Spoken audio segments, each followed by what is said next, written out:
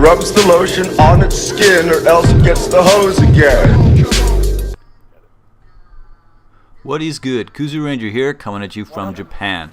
I've been a proud Sony owner since the 1980s.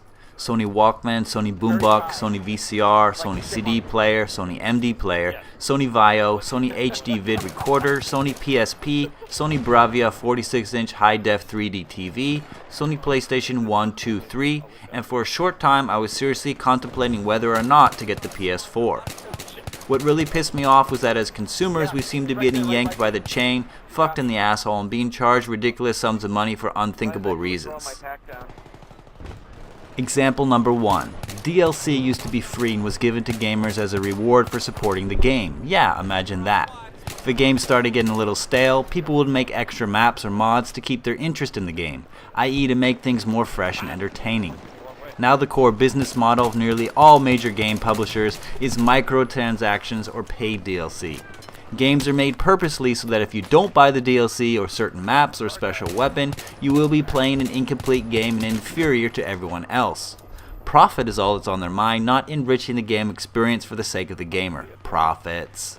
The DLC in most cases has already been planned out, worked on, and likely finished by the fucking time the game gets released. The DLC is already completed and ready for us to use, and yet we're not allowed to play it. Well, that's more money in the publisher's pockets, that's why. Profits. In this case, DICE likely had no say in these types of practices, so it's entirely EA to blame.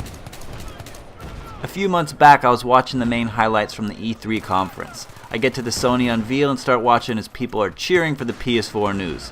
Looking at the smile on the presenter's face, I knew there was a catch. No DRM, no use game restrictions, region free, brah brah brah brah brah. And I'm watching all these nerds scream with joy as they announce the $400 retail price.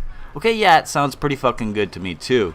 But then I read the smaller article that Sony is requiring PlayStation Plus membership in order to play PS4 games online. Como? So after Sony patting each other's backs for being so awesome and for making fun of what Xbox won't offer, I still don't think people realize what's going on. Sony is in fact copying the business model of Microsoft, charging you to get online. They used all the hoopla and rival controversy as a smokescreen, with the goal to distract us from the real issue.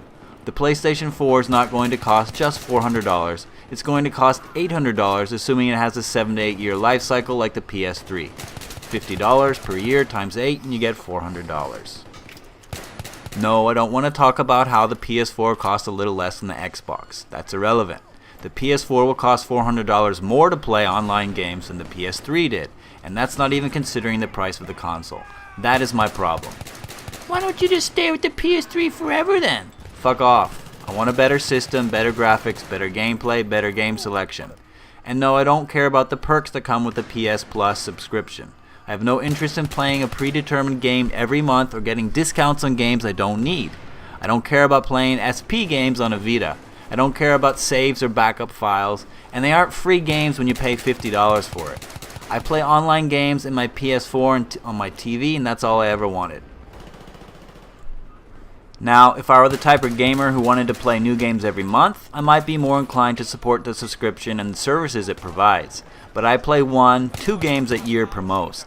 I played Battlefield 3 for a full year without even touching another game. So when you add up all these fees and bullshit, in order for me to play Battlefield 4 on PS4, I will likely have to pay $60 for the game, $50 for DLC as a premium member, and another $50 just to be given access to play that one game online. That's $160 minimum just to play one fucking game. What the fuck is going on here? When is this ass pounding going to stop? Can we even be hopeful there's a chance it will get better, or will that pounding just get harder, deeper, and faster in the near future? I have nothing against homosexuals, but personally my bunghole is getting a little sore from all this ass raping. Looking back on things now, the PS3 was a thing of beauty. Free online in addition to Sony exclusive games like Resistance or Killzone with some of the best MP connections in gaming. Then there are games like Battlefield who also provide dedicated servers from their publisher, but you have to realize that most games use shitty peer-to-peer connections. This saves a ton of money. Unless Sony is guaranteeing that all games will be given dedicated servers, which is never going to happen, this move to charge us to connect online is kind of disgusting. Where else but gaming are we charged these extra fees? We aren't allowed to play a game that we own on a system that we own with the internet service that we already pay for? Explain this to me so that I can understand. It would be like if Google or Facebook or Twitter suddenly decided that their services will start charging you to connect online. Think about that for a second. Would you really be okay with that? How is it that people seem to be justifying Sony charging a fee just to get online when it was free for years? In the past few months, I've heard a lot of opinions supporting the PS Plus requirement, and quite honestly, none of them convinced me in the slightest. People kept repeating over and over how great the PS Plus service is, but that's all subjective. The service may be great if you actually want what it offers, but for those of us hardcore MP players who intend to play and completely focus on one game per year, we don't care about all the extra frills. Please, supporters, don't assume everyone wants it for the same reason you do. Finally, at one point I heard some explanation that helped me understand things in a new light, that I may have been overly harsh with my assessment of this whole situation. What? Kuzu Ranger overreacting? Never. The first thing I learned was that publishers are being charged money every time a demo or game is downloaded on the PS3. So if a demo is downloaded, let's say a million times, it costs hundreds of thousands of dollars.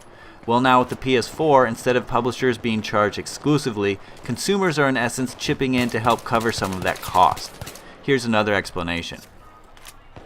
This new charge is all about the publishers. Sony has been pretty good to the consumers on PS3, and they have given just about everything people want on PS4. Price, DRM, region free. This round they're saying to the devs, here's what you wanted. Better dev environment, cheaper or possibly no PSN charges. Now go and make us some awesome code. Of course no one wants to pay more money, but I think Sony's being pretty fair at all sides. So another way of looking at it is that the PSN was never free, but in fact paid for by the publishers. Now things have shifted so that gamers are helping balance some of that cost.